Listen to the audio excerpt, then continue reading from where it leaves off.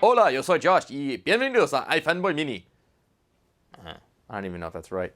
iFanboy Mini is a little version of the larger comic book show iFanboy. It is Saturday, which means it's time for your Pick of the Week mini. The Pick of the Week is the book that one of us chooses to be the best issue that they read this week. And for this week, it was Invincible number 52.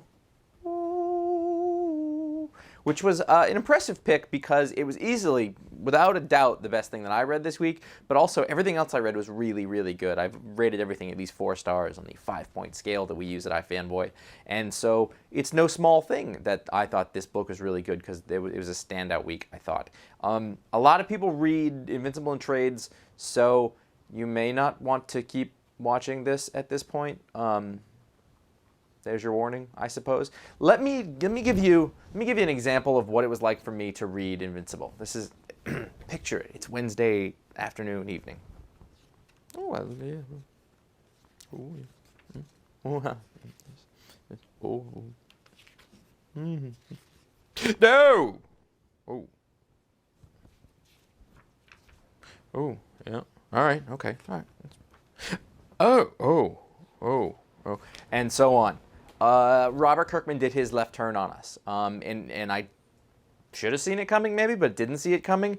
Issue 50, a couple of issues back, was sort of the new paradigm issue, and 50 was pretty good, and 51 was all right, and it did change things, and a bunch of stuff was different for Invincible. But you thought you had some things sort of under control, and this issue blew that out of the water. What it is that Oliver, who is Invincible's little half-alien, actually he's full alien, his little alien brother, but half-brother, decides he's not so into human morality and the humans are all just bugs and why not kill the bad guys. So he very viciously, as only Ryan Ottley can draw, by the way, wrecks one of the bad guys and then wrecks the bad guy's clone, or the bad guy's clone. That's something they argue about. That's a running joke in the book. The thing about it is, I didn't see it coming, and it sets up a whole other area of problems for Invincible, who had his own problems already and stuff that was going on, and this just piles on top of that. And this is the same thing where you never let your character get too happy or to sort things out too much because that's death for the story. But, oh man, it really took me by surprise, and it was everything that's fun about reading Invincible is what happened in this issue. Ryan Ottley, his talent is endless. And we talk about a lot of great artists on the show and on the website, and there's a whole lot of them that I liked, but I don't know if there's ever been a guy who's been so perfectly paired with the material.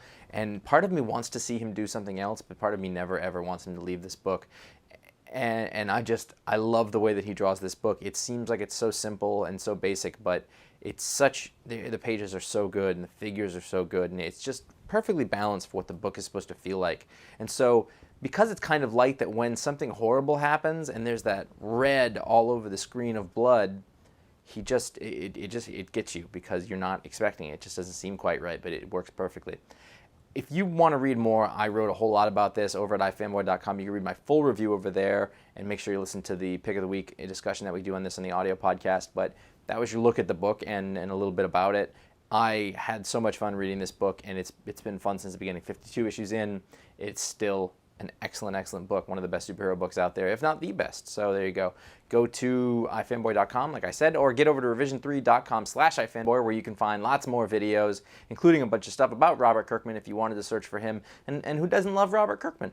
Well, after that whole video thing, there's probably a few people, but I digress. Anyway, we'll see you later.